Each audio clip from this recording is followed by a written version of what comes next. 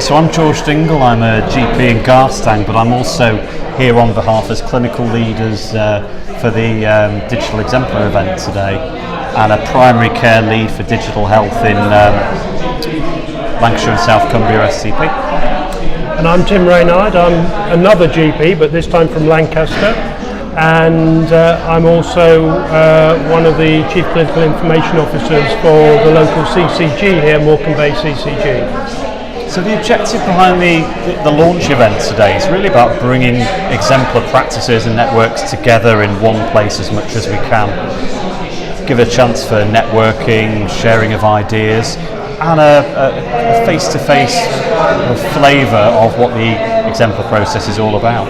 Obviously, it's always difficult ensuring that all practices and networks are represented at one event, so over the coming months we're hoping to put on events in other areas and provide sort of updates and progress reports on how everyone's doing.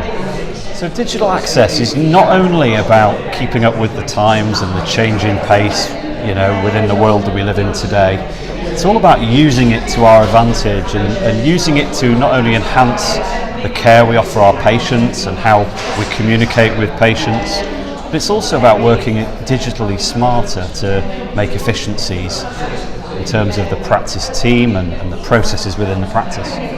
We also have the opportunity to have completely new methods of care, engaging with patients in ways that enhance their care, which would be unable to do so unless we came through a digital channel.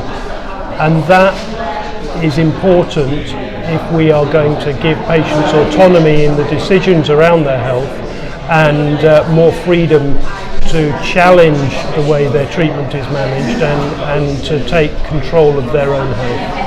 I think it's very challenging for practices at the moment. I think a lot of practices feel they just haven't got time to do this, and that what happens to the patients that don't have access to technology to engage with this process. So I think not having time to do it means you will never create any time by releasing the benefits of working smarter.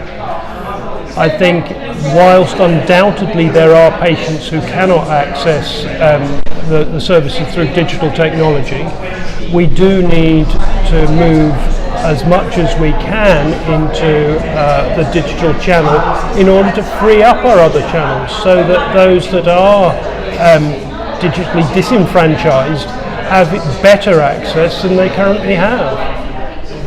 I would echo Tim's view there, really, in terms of maybe an element of relative short-term pain, but seeing the potential long-term gains in terms of freeing up GPs and other resources in the practice to do other things. So I would say that the trick with using digital effectively is not actually losing that human touch. It's about applying digital to various points in the pathway to complement that human touch, which I think really has to stay. To all intents and purposes, general practice would not be general practice without it. As George says, general practice is about the human touch, and if we can create more space for that to happen, then we are doing our patients a good service.